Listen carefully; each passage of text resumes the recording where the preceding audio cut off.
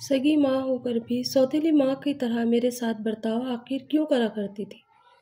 मेरी अम्मी का मुझे ये आज तक नहीं पता चला। मैं बहुत परेशान थी और समझ नहीं पाती थी कि आखिर अम्मी मुझसे इतनी नफरत क्यों करती है। अस्सलाम वालेकुम माय यूट्यूब फैमिली, कैसे हैं आप सब। उम्मीद करती हूँ ठीक होंगे। मैं भी आप सबकी दुआओं के साथ में ठीक हूँ। जब मैं हुई थी तो शायद या तो मेरी अम्मी मुझे पैदा नहीं करना चाहती थी या फिर उन्हें दूसरी बेटी की तमन्ना नहीं थी, क्योंकि मेरे 4 भाई और हम 2 बहनें थे। बड़ी वाली बहन को अम्मी बहुत ज़्यादा प्यार करती थी। मैं देखा करती थी जब से मैं छोटी थी ना, जब से ही मैं ये भेदभाव देखा करती थी। जबकि कहते हैं माँ माँ के लिए, बाप के लिए सब औलाद एक जैसी होती है, लेकिन कभी कभी किसी किसी के माँ बाप भेदभाव करते हैं। मैं ये नहीं कहती सभी माँ बाप भेदभाव करते हैं, लेकिन कुछ लोग ऐसे भी होते हैं। पता नहीं अम्मी का प्यार था या सख्ती थी मेरे लिए या मेरी कोई गलती थी, मैं आज तक नहीं समझ पाई इस चीज़ को। खैर, ज़िंदगी ऐसे ही गुजरती चली गई। बचपन से मैंने ये भेदभाव देखा था, खाने से लेके कपड़े तक में। जो मेरी बड़ी बहन कहती अम्मी उसको वो कपड़े तो बना देती, लेकिन जिस कपड़े पे मैं हाथ रखती अम्मी अक्सर उस कपड़े को मना कर देती और कह देती थी कि मेरी पसंद का पहनो, लड़कियां जो है माँ की पसंद का पहनती है। जब मैं ये कहती कि आपने आपी को तो उनकी पसंद का दिला दिया, तो फिर मुझे क्यों नहीं। तो उस पे से अम्मी कहती कि मेरा दिल जिस पे आएगा मैं वो दिल चीज़ दिलाऊंगी तुम्हें। और ये भेदभाव होता था। भारी भरकम काम मुझसे कराया जाता और हल्का हल्का काम जो होता तो वापी से हुआ करता था। भाइयों का ये था कि भाई मुझे बहुत प्यार करा करते थे। मेरे चारों भाई मुझे बहुत प्यार करते, लेकिन अम्मी का मुझे समझ में नहीं आता था, बाबू का भी मुझे समझ में नहीं आता था कि अबू मुझे किस तरह से प्यार करते हैं। वो बड़ी वाली बहन को बहुत प्यार करते थे। शायद कहीं ना कहीं मुझे ऐसा लगता है कि मैं ज़बरदस्ती इस दुनिया में आ गई थी। मैंने सुना था कि अम्मी ने कई बार मेरे होने के टाइम पे ऑपरेशन कराने की कोशिश करी, पर मुझे इस दुनिया में आना था तो डॉक्टरों ने मना कर दिया था कि अम्मी की हालत ऐसी नहीं है कि उनका ऑपरेशन हो। खैर, जैसे तैसे मैं इस दुनिया में आ गई थी। खैर, बचपन भी गुजर गया, जवानी भी आ गई। अभी मैंने जवानी के पहली दहलीज पे कदम ही रखा था कि अम्मी ने बस जल्दी जल्दी रिश्ते कर दो, शादी कर दो, ये कहना शुरू कर दिया। क्या डर था, क्या खौफ थी, मुझे नहीं पता। सबसे पहले मेरी बहन की शादी हुई और वो अपनों में हुई, बिल्कुल पास में हुई। और अम्मी और अब्बू बहुत ज़्यादा खुश थे, भाई भी बहुत ज़्यादा खुश थे। फिर उसके बाद मेरा नंबर आया तो अम्मी ने ये नहीं देखा कि मैं किस जगह शादी कर रही हूँ, गाँव गिराव कहीं से भी रिश्ता आता, बस अम्मी कह देती कि अगर लड़का सही है तो शादी करके ख़त्म करो। आखिर क्या चाहती थी वो मैं नहीं जानती थी। मैं रोया करती थी उनकी इस बात पे और मैंने कई बार उनसे कहा था कि अम्मी, जल्दबाजी में मुझे किसी गांव में मेरी शादी मत करना। तो गुस्से में वो कहती थी, तेरी किस्मत जहाँ ले जाएगी तू चली जाना।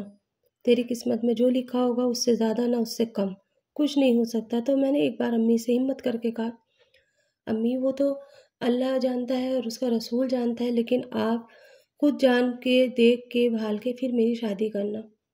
फिर उस दिन बात आई गई हो गई और फिर उसके बाद मेरा एक रिश्ता आया गांव से। अम्मी ने थोड़ी बहुत जानकारी ली और फ़ौरन मेरा मंगनी कर दी। लेकिन कुछ ही दिनों के बाद में ना हमें पता चला कि वो लड़के वाले ठीक नहीं है और वहाँ से मेरा रिश्ता पता नहीं किस तरह से ख़त्म कर दिया गया। खैर, रिश्ता ख़त्म हो गया। मैं भी कहीं ना कहीं खुश थी कि चलो अच्छा है, गांव से पीछा छुटा। लेकिन फिर कुछ दिनों के बाद फिर एक गांव से रिश्ता आया और मेरी वहाँ पर बात पक्की कर दी गई। लड़का सही था, घराना सही था, बस ये था कि लोग तो थे गंवार ही। गाँव के कहते हैं ना कि गंवार तो होते ही हैं। मैं कहाँ मुंबई की पली बड़ी थी और उन गंवारों में मेरी शादी हो गई। लड़का दिखने भालने में सही था तो अम्मी ने भी देरी नहीं करी। जब मैं उस गांव में गई तो मुझे अपनी किस्मत पे बहुत रोना आया कि मेरी किस्मत अम्मी ने कहाँ फोड़ दी। कम उम्र थी, सास ससुर से मुझे बहुत ज़्यादा डर लगा करता था। इतना कि अगर मेरे ससुर आ जाते और मैं बैठी होती तो मैं खड़ी हो जाती। अगर पानी पीती होती तो मैं पानी फेंक देती और ऐसी हो जाती जैसे कोई बात नहीं।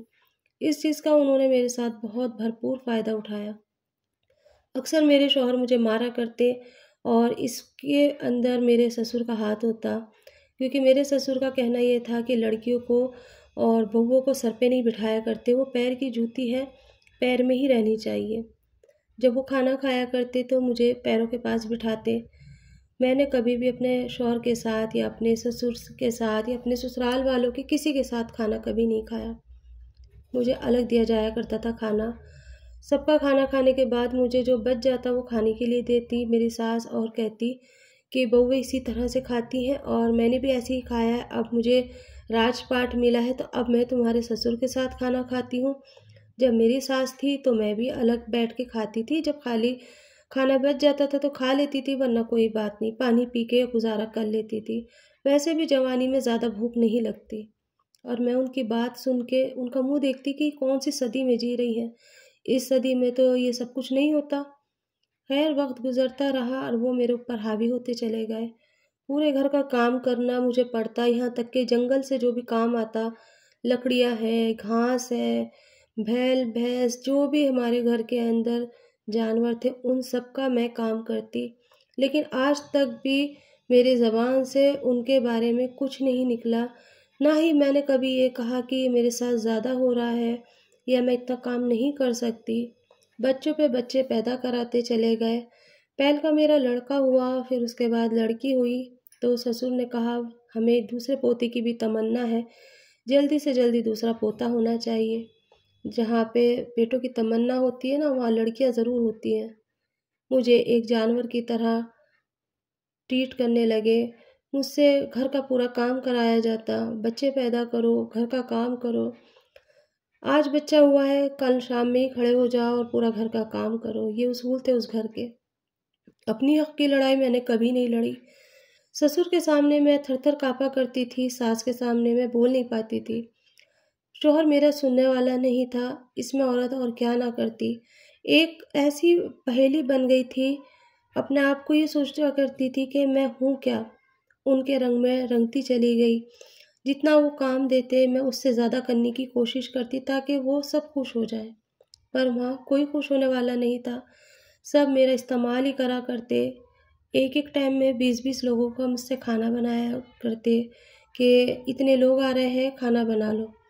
और उनके घर के अंदर मेहमानदारी बहुत थी, खेती-किसानी का काम बहुत था, खेतों में खाना भेजना।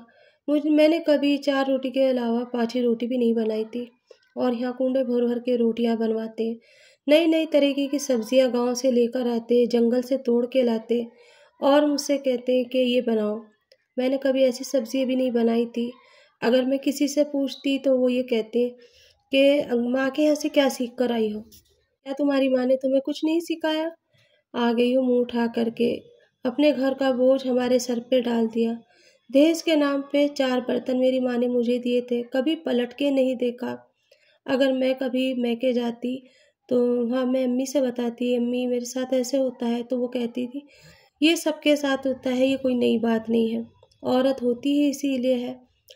तुम सही गलत हो, तुम्हारे सास-ससुर, तुम्हारे शौहर ठीक है, तुम गलत हो।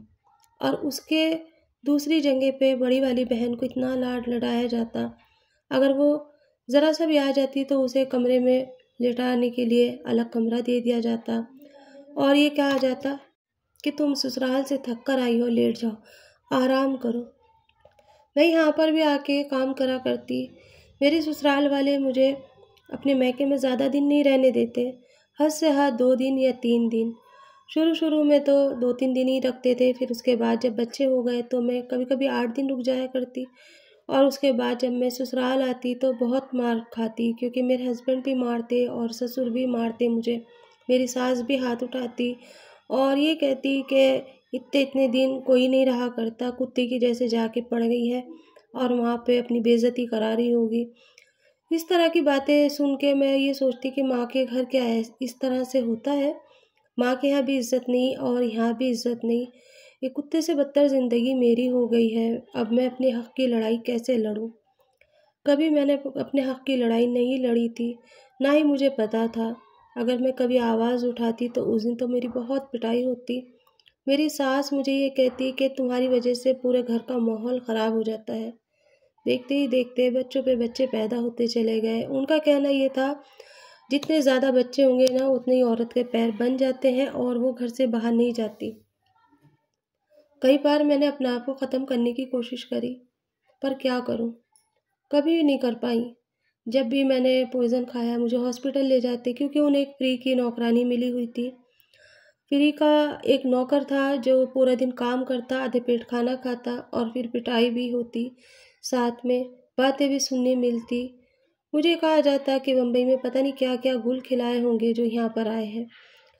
ज़िंदगी एक बद से बदतर बन गई, एक पहेली बन गई। मैं हमेशा ये चाहती थी कि मेरे शौहर ऐसे मिले, ऐसे रहे मेरे साथ जैसे एक दोस्त। आज तक वो कभी दोस्त नहीं बना। शक उसके मिजाज में कूट कूट कर भरा था, और जो थोड़ा बहुत अगर मिजाज सही होता तो मेरे ससुर कमी नहीं छोड़ते। मेरी सास मुझे ये सोचती थी जैसे कोई खूंटे से बंधा जानवर आ गया है और इससे जितना चाहे काम कराओ। गेहूँ उठाओ, चावल उठाओ, ये सारे काम मेरे ऊपर, मेरी जिम्मेदारी थी। भर भर के लकड़ियाँ आती, वो मेरे सर पे रख के ऊपर डलवाई जाती। जिंदगी को मैंने कभी नहीं जिया।